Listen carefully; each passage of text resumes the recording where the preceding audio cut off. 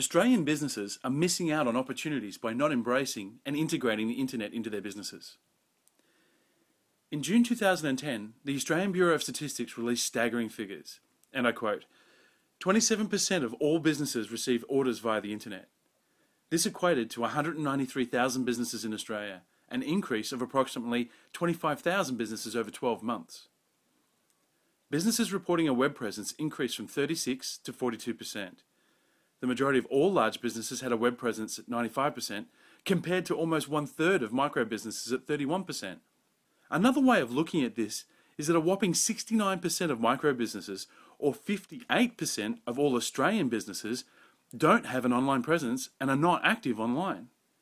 Large business gets it, small to medium businesses, it seems, don't. So why is it critical for small to medium businesses to be active on the internet? It's not an option anymore, it's a must.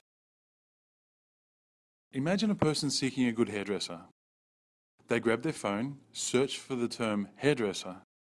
The results she sees are those that are close by based on the phone's location.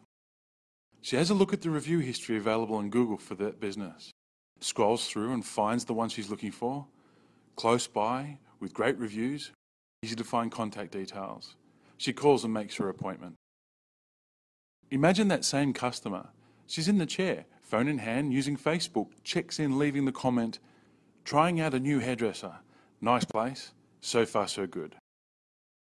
Now imagine that she loves the cut style and colour, and when paying she notices that the place has a Facebook page. Whilst the credit card is processing, she goes to the page and likes the page. She has a coffee on the way home, leaving a review on Google Hotpot, telling her friends of the experience. Well, imagine no more. This happens every day for every type of business in Australia. The difference is that the hairdresser from the story manage their online reputation, engage their clients by being where their customers are, in this story, Facebook and Google. They made sure that they were easy to find by claiming and marketing their Google Places listing and made it relevant. Now here's a few what ifs. What if the hairdresser didn't manage their online assets? No Facebook, no managed Google listings, no easy to find contact details on a simple 2 to 3 page website. Well, that's easy. That's a missed customer opportunity. What if the hairdresser didn't manage their online reputation? No persuasive reviews and no ongoing relationship management with their new customer. What if the hairdresser wasn't on Facebook? It'd be harder for the customer to engage or recommend, missing out on referral business. And the hairdresser can't communicate to their newfound customer through Facebook, which would be a powerful miss out. What if the review the customer left was bad? Well, no business is perfect all the time, but what if it was bad and the hairdresser didn't know the review was even there? These statements reflect the state of most small Australian businesses are in today. Consumers in Australia today can comment, review and recommend businesses of all types just by using Google Places or Hotpot or Facebook. And that's any business. There are specialist applications for specific markets such as Bean Hunter for the cafe scene or Foursquare for businesses. All these applications present immense opportunities for businesses in Australia. Your customers are connected through the net via smartphones such as the iPhone, Android, BlackBerry, at work and home through their computers. Your customers are using Facebook to like their favourite businesses, to like their friends' comments, to like articles, to follow their heroes and pop icons and check in at notable places and businesses. They're using Google Maps to find goods and services, Google Places to leave reviews and feedback, and Hotpot to rate and recommend businesses to their friends and family. They're using applications such as Foursquare to find, rate and attain rewards, and this is being missed by most Australian small to medium businesses. There are 2 more pieces of information that I'd like to introduce to you before we address questions like, what should you do in your business? Where to get started? How much will it cost? And how do you do this when you don't have much time? The next piece of information I'd like to present is Telstra Smartphone Index research found that 36% of Australians with mobile phones own a smartphone. Smartphone ownership is expected to grow to more than half the Australian mobile population within 12 months. Smartphones are not just for Gen Ys. Almost 1 in 5 Aussie smartphone owners are over 50 and 41% are over 40. Smartphones are beginning to eclipse PCs as the preferred way of accessing certain types of online content. Almost 1 in 4 smartphone owners visit social networking sites like Facebook on their mobiles more than on their computer. And surprisingly, around 10% are more likely to do their online banking from their phone than from their PC.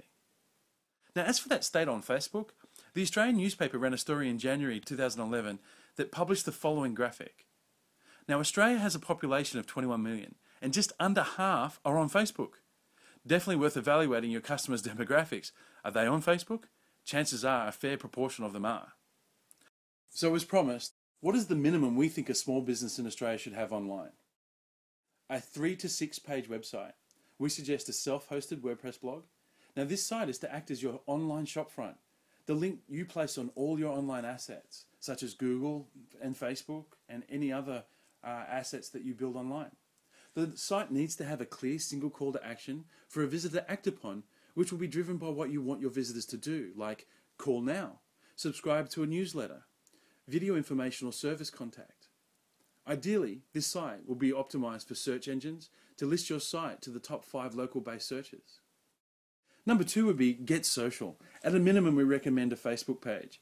This is intimately linked with your business's culture, message, personality, and activities. This is where you communicate with your customers who like you. Run promotions, activity-based incentives, ask for feedback, and have the ability to poll your clients at will. When you consider how this can be used, this is powerful. And number 3, your Google Places listing. When Google launched Places in 2010, they used the yellow and white pages as a data source under a partner arrangement with Census. Chances are you already have a Google Places listing if you were in business before April 2010. All you need to do is to claim it, personalize it, and optimize it to maximize your search engine results. If you don't have one, just create one through the Google Places page. Now, where to get started? Well, if you have the time, and all we business owners are flush with time, right? You could set this up yourself. It's nothing hard. Or if you have a computer-savvy relative or child, no problem. If you have none of those options available to you, you might consider us. Your business online, our marketing.